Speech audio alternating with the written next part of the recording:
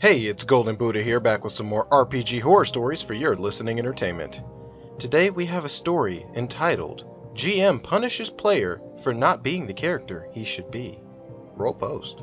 A few years ago, a friend of mine convinced me to join in a D&D game with a few of our friends. Most of these guys don't come back up, so they really aren't worth mentioning in the story.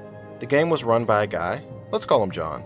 I didn't know too well at the time, but I knew he was about to have a book published, so I thought that he would be an amazing storyteller. I was kind of right. So there were a lot of stories I could tell, but this is one that I always remember the most. John had a pretty simple formula for running a game. Plot hook, side combat, plot twist, combat, end. Most sessions went this way for months until he decided to drop a bombshell on us. That the world our characters live in is totally fictional and we are actually controlled by people in the real world. Yep, he went there. I played a half-elf bard as my first character, who I had made to have a very joking and carefree personality, even when it wasn't exactly time for it. I loved this character because I got to be dad joke PC, and it tickled my fancy.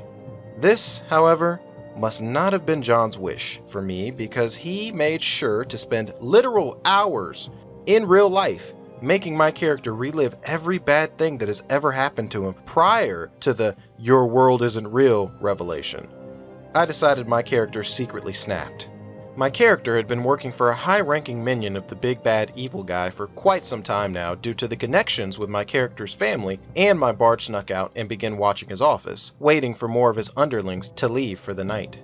Long story short, with the help of phantasmal force and a well-placed shot from my crossbow, I assassinated one of the minions and left an edgy note saying I was coming for all of them. I will say now that I made sure to point out that I targeted the person I knew to be the most evil and enjoy his job too much, because I wanted my bard to oversimplify the justification for killing someone he really didn't know. I stated multiple times that my character didn't know how to take this, and he had adopted a very "then what's the point" attitude. Very similar to the attitude I had towards the game at that point. We ended the session there, and at the beginning of the next session, my character is immediately confronted by one of the GM's multiple omnipotent DMPCs. She was the beautiful and submissive wife to one of the other DMPCs. But the plot twist was that she was actually the leader of the Thieves Guild and the most dangerous assassin on the planet. And you can never remember who she was because she had a magical cloak that worked like the Grey Fox hood from Elder Scrolls Oblivion. I understand that last sentence was unnecessarily long and complicated, but that sums up his character's best. Anyway, she immediately knew that I had killed someone and told me that I was secretly an undercover agent from the Thieves Guild investigating the lesser evil guy. I tried my best to only protest in character. I asked why I didn't know, seeing how she must know I worked for the lesser evil guy, and I was very close with her and the rest of the Thieves Guild. She told me that didn't matter. I asked why he seemed to enjoy his job so much. Good acting. I said this was really her fault for never telling us, our party, anything that is important until it's too late. We don't matter unless they need something. Eventually, John realized I wasn't going to back down to his uber-powerful waifu, and when I tried to have my character walk away, he had her trap me in a ball of darkness that if I tried to leave, my character would reappear on the other side. She bitch-slapped my character, exact words, and my character fell to the ground and was too weak to attempt to get up. I was literally stuck there until I admitted I was wrong and wouldn't kill without being told to anymore. I still don't know if me making this agreement was in or out of character. After that, DMPC took me to the guy's parents' house so I could watch them mourn their child and berate my character more for the actions he took. This took so long, we only played for about 30 more minutes before the session was over, and the other players didn't really get to do anything. I was also later told that John didn't like the direction my character was going in, and he didn't feel it was right for him. Now, I understand if going crazy and becoming an edgy assassin of the night isn't something that you want your players to do. I don't even really mind being put on the railroad as much as some other people. My problem with this whole situation was that I was never once told I couldn't do something. I was never once taken aside and told what my character was doing wasn't what the GM wanted until after it happened. I fully agree with punishing a character for their actions, but don't punish the player.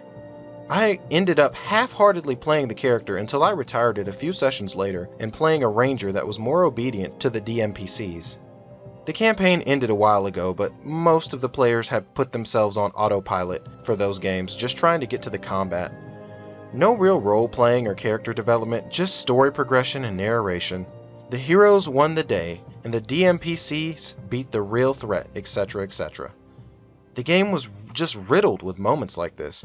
I was just lucky because my character was the GM's favorite. Too long didn't read, my character made a decision that didn't fit with the GM's story, so he spent hours in real life punishing and humiliating the player and his character while the other players had to watch. End post. Oh man, that was painful to read. He literally had you bitch slapped. Honestly, you should have left, man. It seems like everybody else really wasn't having fun either. Learning about a world and learning about, a setting and everything can be fun, but I've always found it's more fun to actually, affect the setting. Seems like you were having the worst time of it. Yeah, you should have retired that character, or you should have honestly just talked to him, because it doesn't seem like you tried to talk to him. If you didn't pull him aside and say, after the session that he did that bullshit, and say, hey man, that was some bullshit, right? That's all you had to say, or say, hey man, if you don't like the direction my character is going, why didn't you tell me that? I feel like it's pretty whack anytime DMPCs come in that help out the player characters, especially if you have a full party. If you have a full party, you should not have DMPCs unless they're giving quests.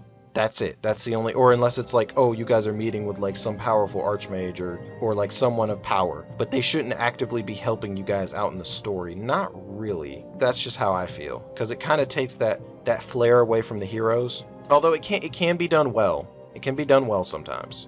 One of the better DMPCs I've seen done well is I was reading a module for Adventures in Middle-earth, and there's a point where you head into the forest with Radagast the Brown, the brown wizard. He's with you the whole time, but essentially he's a panic button for your party because you guys are parlaying with the spiders in the Mirkwood Forest. So he doesn't take away from what the players are doing. He doesn't butt in and say, hey player, don't say that, or hey guy. He's just there. He's not stealing anybody's thunder. And that's how it should be. That's how I feel it should be. That's honestly about all I have to say about this story. Let me know what you guys think about it, please. Like and subscribe for more content, and as always, this is Golden Buddha telling you to stay enlightened and stay safe.